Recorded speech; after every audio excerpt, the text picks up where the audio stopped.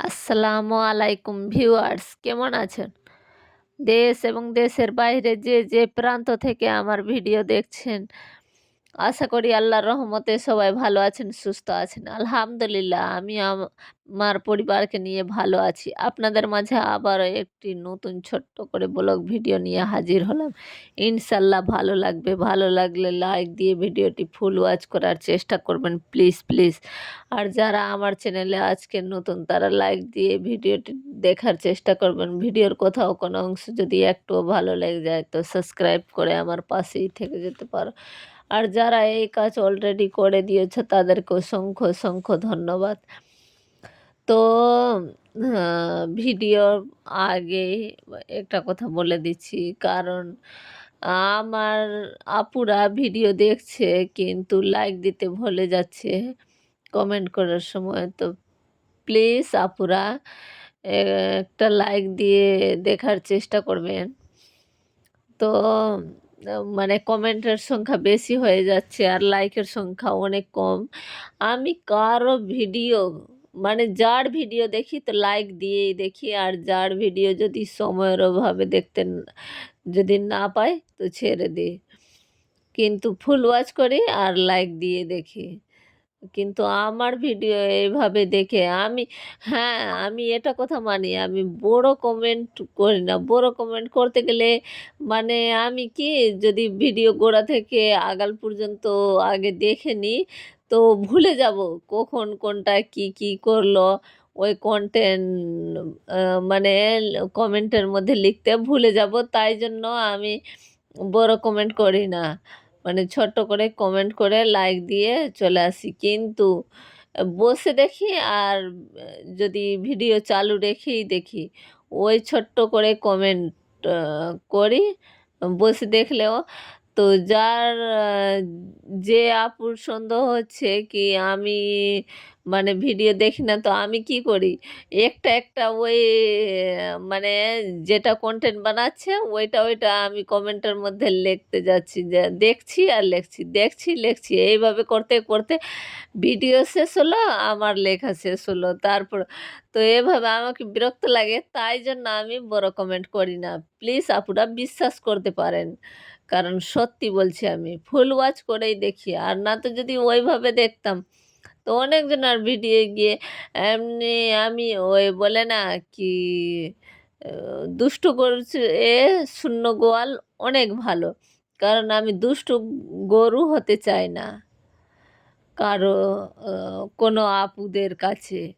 আমি যতটা পারবো ততটাই মানে করব। কিন্তু এভাবে গেলাম আর শুধু কমেন্ট করে চলে আসলাম, এইটা আমি করি না। তো কালকে দুধ যেহেতু আ মানে নিয়ে আসিনি মায়ের বাড়ি থেকে, রাত হয়ে গেল, বৃষ্টি পড়ছিল। তো বললাম কি আর যাব না। তো আমার আব্বু বলছে কি, "আমি নিয়ে যাচ্ছি বেটা, তুই আ আসো বাইরে।" তো আমি বললাম কি, "না আব্বু আমি যাব না বৃষ্টির মধ্যে, ছেড়ে দাও।" তো চা তো খেতেই হবে, আমার চা তো লাগবেই অবশ্যই। তো এই যে মানে বিস্কিট। আর একটা কথা বলতেই ভুলে গেছি, আজকে মানে ভিডিও করার আমার কোনো আগ্রহ নাই। কারণ কি জানি বৃষ্টি পড়ে তাও আমার পেটে জ্বলে। এটা আমি বুঝতে পারি না। হ্যাঁ, আমার পেট জ্বলে কিন্তু গরমের সময়। যখন রৌদ্র প্রচুর থাকে ওই সময়। কিন্তু এখন যে জ্বলছে তো আমি নিজেই বুঝতে পারছি না কোন কারণের জন্য জ্বলছে। তো এখানে আম ছিলে নিয়েছি, আমার বোন, বোনের ছেলে সবাই মিলে খেয়ে নিব। মানে কাঁচা পাকা আম আমাকে বেশ অনেক ভালো লাগে। এই ফজলি আমটা সবথেকে প্রিয় আমার, ফজলি আম। মানে মোহনভোগ, ক্ষীরসাপাতি এগুলো আম অনেক মিষ্টি থাকে, অনেক মিষ্টি। আর বেশি মিষ্টি আমি খেতে পারি না। আর এই ফজলি আমটা পেকে যাওয়ার পরে অনেক মিষ্টি হয়ে যায়, একদম চিনির মতন। তো এখন কাঁচা আছে, টক মিষ্টি। টক তো লাগছে না, মানে মিষ্টি, মিষ্টি হালকা মিষ্টি। অনেক ভালো লাগে ফজলি আম খেতে।